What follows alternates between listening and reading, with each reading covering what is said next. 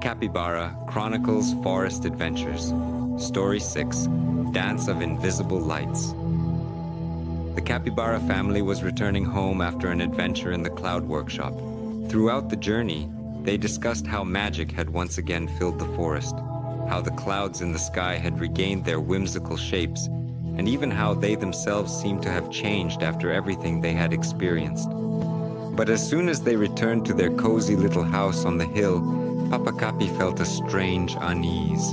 He felt that the forest was breathing differently, as if it had quieted down, like before a storm, and soon his premonitions were confirmed when Uncle Muram appeared on the porch of the house.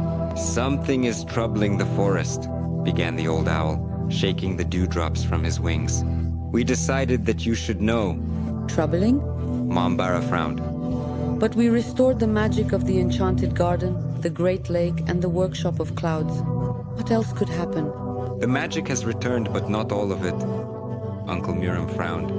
"There is a place you have not yet been. A place that has long been associated with great changes in the forest, and every time the magic weakens, this place comes to life." "Are you talking about the dance of the invisible lights?" asked Bob, recalling old tales. "Exactly," nodded the owl. "In the cave of radiance, invisible lights gather, dancing every 100 years. This dance is not just a beautiful sight. It shows that the forest has encountered something greater, or that something big is about to happen. This time the dance will begin earlier, and that is not a good sign." Lina shuddered but tried to remain calm. But what can we do? "Find the source of the weakness," Muram said firmly, "and eliminate it before the dance is over. If you don't do this, the magic of the forest may disappear forever." This time, the path was not as joyful as before. The capybaras felt the tension in the air, and even Tika, usually restless and talkative, walked quietly, pressing his ears to his head. "I thought everything was fine." He finally whispered, "We fixed everything. Why is the magic leaving again?" Sometimes fixing one thing doesn't solve the whole problem, Lina replied gently. Maybe it's like in a game with dice. One piece is placed incorrectly, the whole tower collapses. "So did we miss something?" Bob pondered. "Well, I think we'll find out when we get to the fires," said Papa Capi, trying to give his voice confidence. "And it doesn't matter what awaits us. Main thing is, we are together." The Cave of Radiance was located deep in the heart of the forest, behind a high hill covered with thick moss. The entrance to the cave glowed with a dim blue light, and as they approached, a faint breeze filled with whispers rushed out. Are they talking?" Tika asked with a slightly trembling voice. "Yes." Muram nodded. The lights always whisper before their dance. They speak of the past, present, and future, and if you listen closely, you can understand what they want to say. When the Capybara family entered the cave, their eyes were opened to a truly magical sight. The cave walls shimmered with a soft light, and in the air, like stars, invisible lights swirled.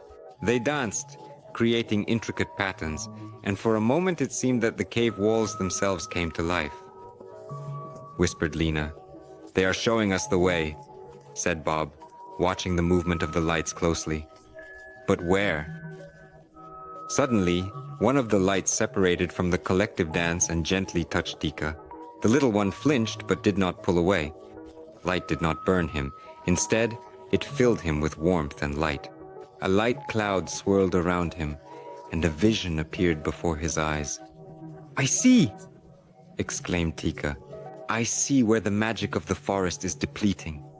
"Where?" the family asked in unison. It is deep under the roots, where the old oak is." "No, not just an oak. Tika hesitated. "There is something that is draining the power of the earth, and it is getting ready to awaken." Papa Capi suddenly turned to Uncle Muram. "Is this what you were talking about?" "Yes and no," Muram replied slowly. "I knew there was a weak spot, but I didn't know it was so deep. If it awakens, the magic of the forest will become uncontrollable. We must stop this." "How?" asked Mama Bear, clenching her paws into fists. You need to go to the heart of the forest and meet with someone who knows its secrets, Miriam replied. But be careful.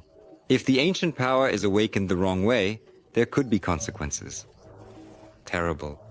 The Capybara family, following the lights, ventured deeper into the cave.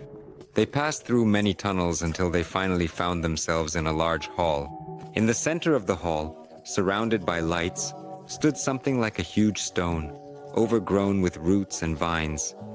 Is this the source? Bob whispered.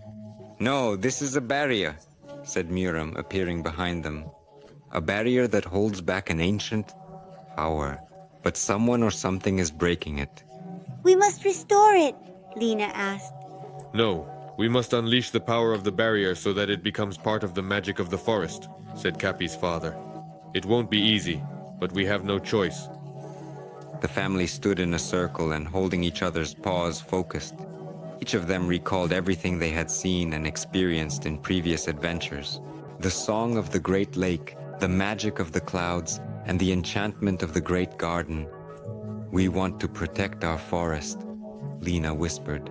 We want the magic to live, Tika added, and for the power of the forest to become stronger than ever, Bob said firmly. For a moment, the cave burst into dazzling light. The light swirled around the barrier, and a rumble sounded like the breath of the earth. The barrier shone, and the roots around it lit up, filled with power. Did we do it? Asked Tika as the light began to fade. Yes, you restored the balance, Miriam whispered quietly. But this is not the end indeed. What tried to break the barrier is still here. It will still patiently wait for its chance to return, and it awaits. We won't give it that chance, said Mama Barra. We will protect the forest. For that, you need to learn more about ancient magic, said Muram. You have a few new challenges ahead. Now you are ready. The Capybara family left the cave with a sense of duty fulfilled. Each of them understood that something big and dangerous awaited ahead. Only by working together could they face this threat.